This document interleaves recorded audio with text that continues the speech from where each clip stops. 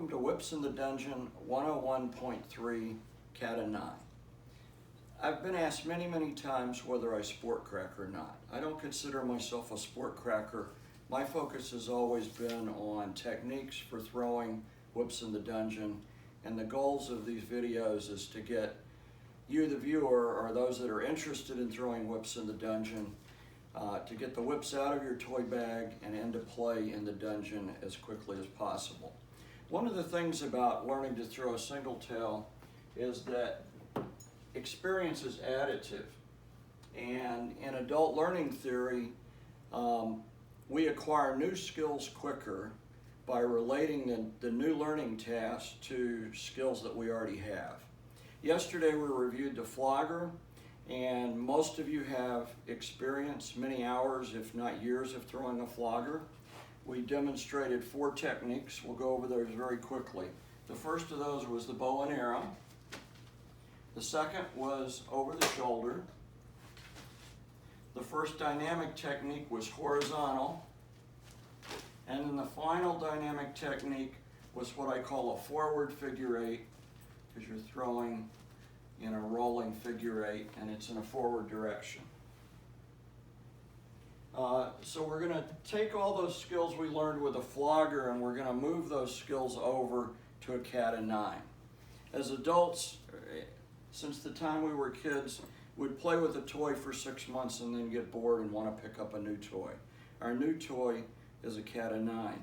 The traditional Kata 9 has a flogger style handle and 9 tails, and those tails can be finished in a variety of ways. This particular flogger is finished with what's called a leaf tip.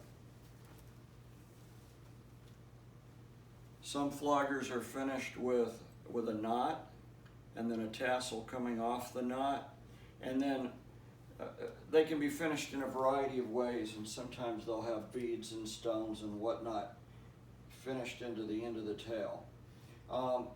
This particular cat that I just picked up has a tapered cane handle. I would consider it a hybrid cat, and it's going to throw a little more like a nunchuck because it has this long handle. So I'll just demo this with the forward figure 8, and you can see I'm throwing it, rolling it off the heel knot and keeping my arc out so my tails stay together. Throws quite a bit different. This hybrid cat has a heavy shot load. It's going to be much heavier than a cat that has no shot load, but again, it's half snake whip, or the thong is like a dog signal down for about 18-20 inches, and then 20 inches of tail. Okay, and we can throw this with the same 4 techniques: bow and arrow, over the shoulder, horizontal, and forward figure 8.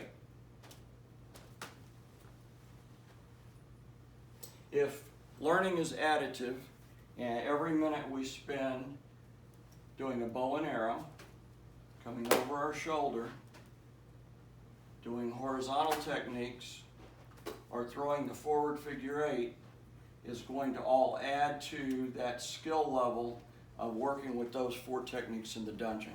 So you'll get from your toy bag to actual play using those techniques much quicker.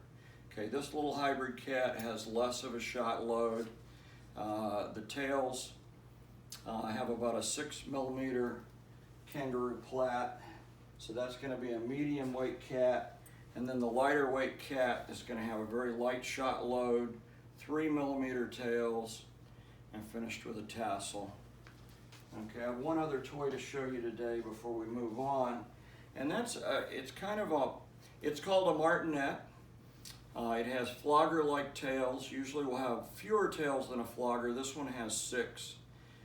They could have more than 6, but it has a long handle, and the handle on a martinet balances the tails, whereas in a normal flogger, the weight of the handle's weighted to balance the tails out. So a well-made flogger, the tails are going to be balanced with the handle right behind the pineapple knot, and that's so that you can throw this for hours without wearing your arm out. A well-made cat is also going to have a balanced handle. Balanced behind the pineapple knot so you can throw your cat for hours without wearing your hand out. That concludes what we have today for cats. We reviewed the same 4 techniques we did with floggers. Tomorrow we're going to move on to quirts, and I'll give you a preview.